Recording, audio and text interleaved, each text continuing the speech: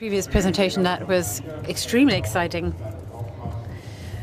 Yes, I'm a commercial clerk by training. Then I studied business management, and for 10 years now I'm working in the field of digital technology.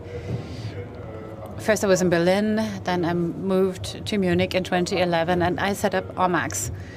Who are we? We are 80 consultants on digital technology. We're based in Hamburg and Munich, and we provide consulting on digital technology to companies. We do that in a holistic way. So it's not just about coming up with strategies, but also about execution, and also in terms of BI. We have very different customers, B2B, B2C. And that was it about my company. Our topic today is native travel advertising. Why has native advertising become so important? The thing is that other types of advertising are on the decline, like, for example, banners. Here you see the development of banner advertising in the last 5 years. And you see that the click-through rate has been constantly going down. In the last 2 years, it was almost always below 0.01%. That means if 10 people open a page, only very few will click on the banner. That means we have a shift to more native advertising. Genau. Viele sagen dann immer, okay, Bannerwerbung ist wichtig, man muss Banner. Okay, many people still keep arguing that banner advertising has its role to play. And there are even people who say that even though people don't click on it, there's a branding effect. However, that branding effect subsides after a while. That means only 14% of the users remember the last banner they saw. Only 8% remember the brand that the banner was about. And only 2.8% thought that this type of advertising was relevant. Why is that the case? In the field of banners, of course, there are some banner formats that always remain the same. For example, you might have a scrape on one side, but people don't even perceive it anymore because it's not connected to the rest of the page. So this is where native advertising comes in. What is it? Perhaps I can start by defining it. Native advertising are 5 different things. First of all, it's advertising. We try to convey a message about a brand or a product. And the second is, when we advertise, we have to show that it's advertising, so it will normally be a sponsored post. Another advantage of native advertising is that it blends in with the design chosen by the publisher. So you take the layout of the publisher, embed your native advertising, which makes it look more natural. Then, of course, the editorial part. We're talking about high-quality content. And this creates the added value for the customer and creates a positive brand image. So as I say, it's all about creating added value for the user. There are different types of native advertising. You know, of course, that there are different models that can be used, and we're going to focus on these 3. The first is a sponsored article. It means it's a content that you put on a publisher's offering, for example, in a magazine, and you pay for doing that. The second one is influencer marketing, and we already heard about it. It's very popular, especially for native advertising. And there's a third area that's growing. It's native advertising based on video content. I've brought you case studies for all of these approaches so that you get a clear idea. Native advertising has an enormous branding effect. This is a border study. They looked at 2 target groups. One of them was exposed to native advertising and the other wasn't. And then they looked at different factors concerning the impact of native advertising on the brand recognition and purchasing interest. You see that 13.6% of the users were activated to take further actions. That means they go to the advertiser's page or to the brand page to get more information. We see that for 18.6%, the users stated that they perceived the brand as being more likable. And then, of course, you increase attention. If you want to use native advertising to attract attention, it's important to know that this is the way it works.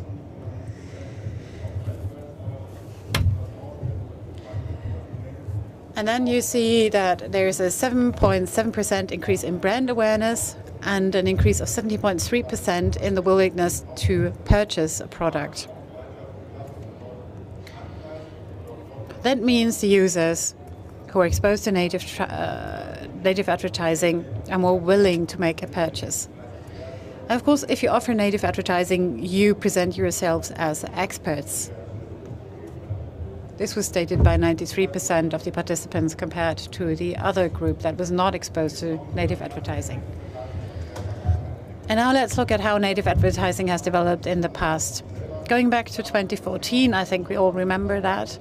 There were the first few sponsored articles, and we thought that this was rather annoying and not credible. So in 2014, 66% of the people thought that this was kind of advertising through the back door. 59% believed that it was paid content and that again had a negative effect on credibility, and 54% said that they don't believe in paid content anyway. But that's changed in the meantime. In 2016, 52% already said that even when they read paid advertising, they didn't find it a nuisance. We see that there is a trend that people increasingly accept paid advertising. I mean, look at Instagram, for example. The Instagram influencer was paid in the past and was considered to be indecent and not very productive.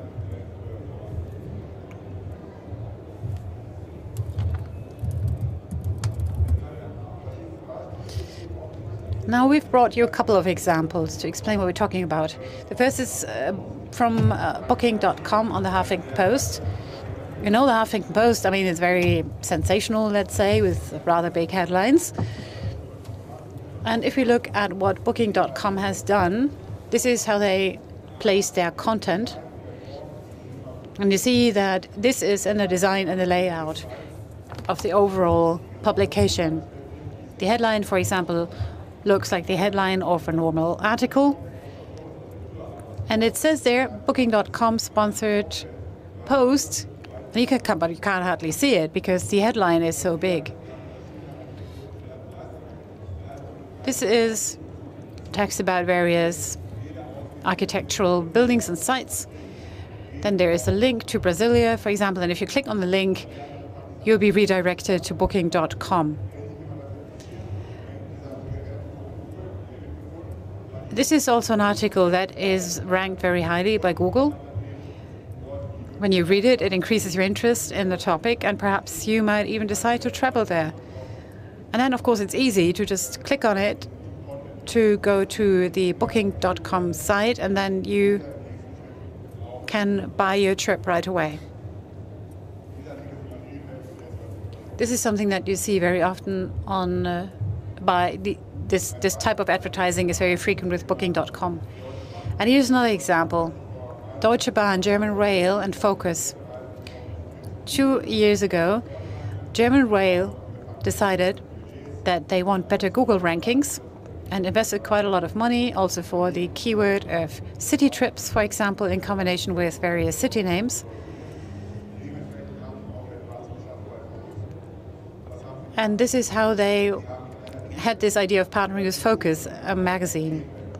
What they did was not just place one article, but a whole series of articles about weekend trips. They've created basically a whole new world around the topic of traveling. It's all set up by Deutsche Bahn. All of the content is paid for by Deutsche Bahn. And then this content is marketed via the social media platform of Focus. There'll be games and quizzes and other playful offerings to increase brand recognition of Deutsche Bahn and also create more trust in the brand. And here's another example. It combines Airbnb and the New York Times. So what did they do?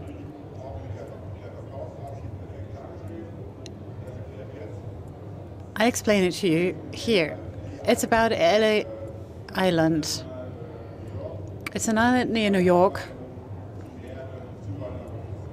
It's very famous in the context of immigrants arriving in New York. So that's a very important historical topic. It's related to the history of the US. And this is how it was presented by Airbnb in the New York Times. If you're interested in this topic, you see it somewhere, you read it on Google, and then people will read the text because they might be interested in traveling there. So this is very high quality editorial content, high quality photography, and then a lot of infographics, information on immigration. Where do people come from? Why did they choose to emigrate to the US? Then there are all these KPIs. So the user gets all the information he or she wants. This person might be wanting to go to LA Island and can then choose from all the different content that is available. So as I said, a lot of high quality content, and then of course stories, personal interest stories, immigrants, children, grandchildren of immigrants who present their personal stories of what happened when they arrived in the US. Very interesting, very exciting, very relevant. And then this is all connected to the new world. And the new world means, why don't we ask somebody who offers his flat on Airbnb? What's this flat about? What does it look like? What's the emotional part of this apartment? And this is the soft transition to the services of Airbnb. So it creates that bridge to a call to action. And then at some point it becomes clear what this is. It says go explore. And then you'll end up on the landing page of Airbnb. But this is not done in a very aggressive way. It's rather the logical endpoint of a story, and it seems very natural. You don't feel that there is somebody bothering you with Airbnb information. But you see here, oh, actually that's a place I always wanted to go. Now I have all this very valuable information and I can book it right away. Isn't that easy? So that's an excellent example of how native advertising can be organized and how that leads to actual conversion. And then I have one example of influencer marketing, and I'm sure you'll hear more about this in the course of ITB. This is about how Lufthansa has worked with influencers. Here on the left-hand side, you see a Lufthansa post, and then on the right-hand side, the post of an influencer. We took two posts. You see here how many subscribers read these messages. You see that they have potentially the similar amount of viewers, but a different number of likes. You see that the Lufthansa post gets 6,000 likes and the influencer post gets 27,000 likes. So although they generally have the same fan base, influencers attract more attention, and this is why they're so important to work with. They are particularly interesting for a young audience, but they reach much higher engagement rates than brands. Which means if you have a brand working with influencers, they normally reach out to much more people, especially when it comes to a young audience. The engagement is normally very strong, it's very positive, and you have very good feedback.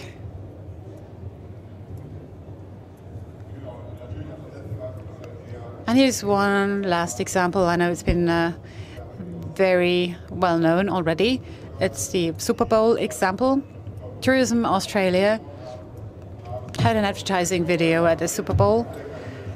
They used all the different channels to distribute it, including YouTube. So what did they do?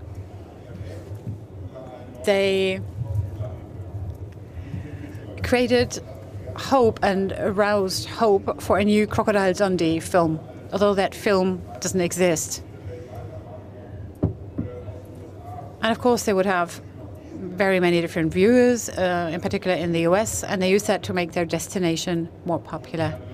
It was an extremely successful campaign. People thought there would be a new Crocodile Dundee movie, and then they ended up realizing it's just advertising. That's a knife.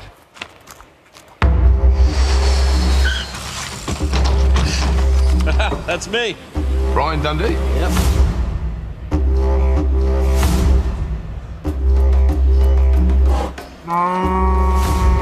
Really? Yeah. Really? Why do you keep saying really? You right there, mate? Nothing to see here, man. Just getting a clean shave with my machete. See you next week, Barry. You know, when your dad did it, he was much... Okay, and when my dad told me about this, he was just like, yeah, I just came up and you did this, okay? I just don't think he can see you from back here.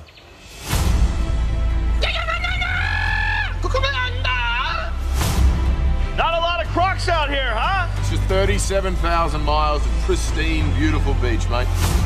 Did you know that Australia makes some of the finest wines in the entire world? No, I didn't know that. Thank you very much. Wait, hold up. This isn't a movie. No. It's a tourism ad for Australia. Yes. But listen, you're the best Crocodile Dundee since Crocodile Dundee. Really? Yes, really. And we had the best trip ever, didn't we? It was pretty sweet.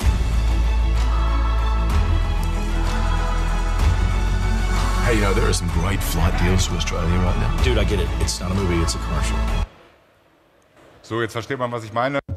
Now I think you get my point. First of all, people were made to think that there was going to be a new Crocodile Dundee movie, but then it was a commercial about Australia. But what does it mean also when you look at the figures?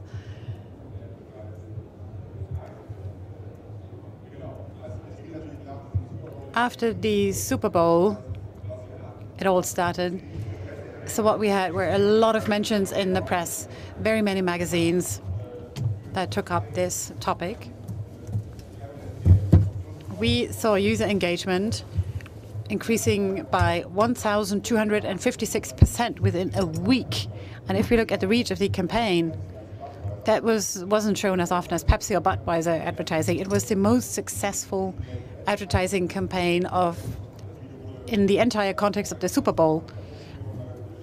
I think it was viewed 1.6 million times in the first week, received an incredible amount of likes.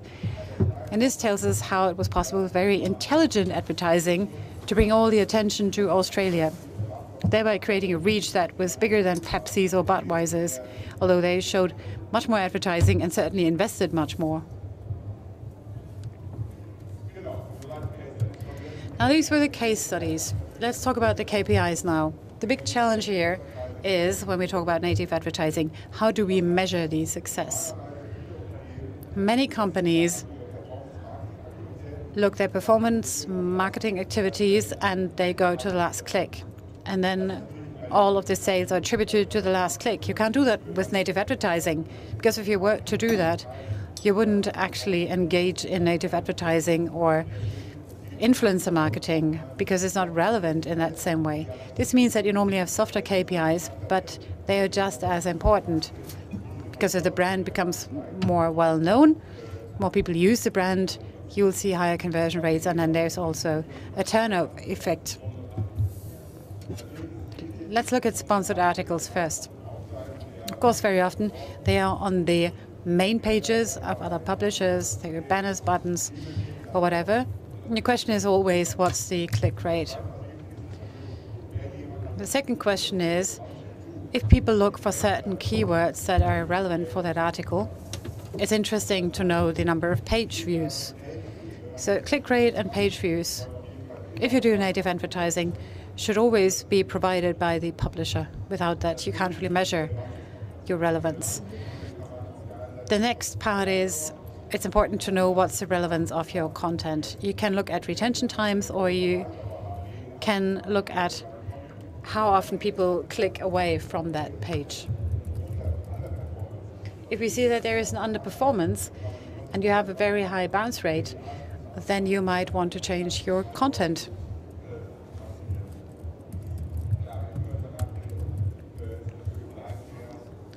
Then if you look at influencer marketing, it's a bit easier. You can look at the likes, the shares, comments, and at the engagement rate.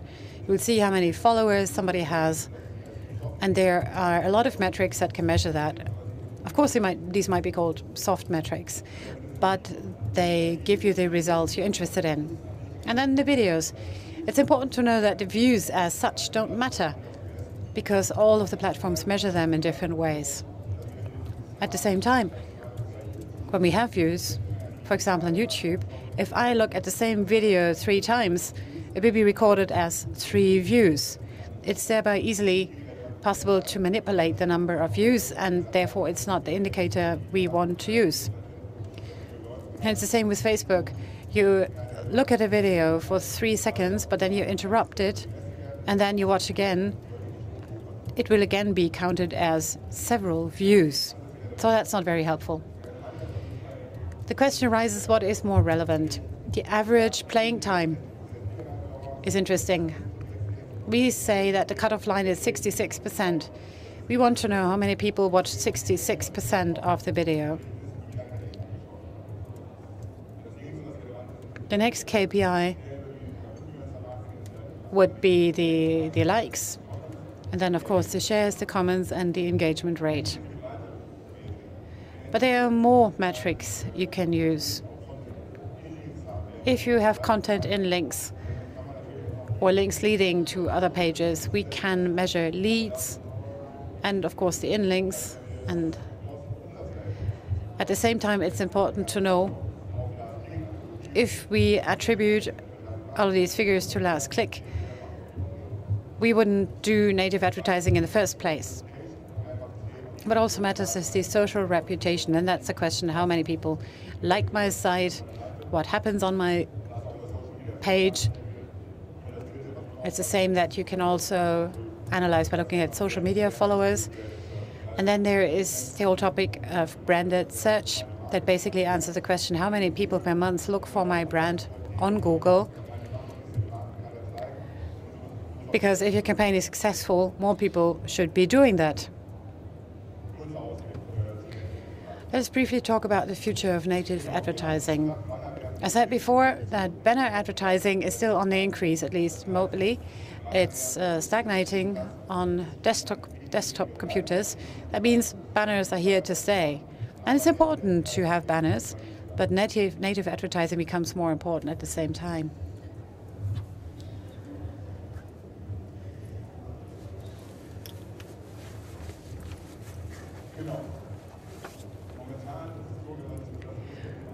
If we look at this whole topic of native advertising and display advertising, around 60% of the revenue already comes from display ads. The expectation is that this figure will grow to 74% in 2021, which is the reason why you have to work on your digital brand. And it's important to consider that in your marketing budget and allocate your money accordingly. And there's something else that we know already. According to a survey by 2020, 63% of mobile display advertising will be native. Mobile is becoming more important. We all know that. We see that 60% of the worldwide internet traffic is already mobile. Now with 5G and better connections, this number will grow. It will be possible to, for example, load or view videos more easily and more quickly, which in turn means that native advertising will become more relevant. And now this is about the whole question of videos and virtual reality. There will be new native advertising formats around.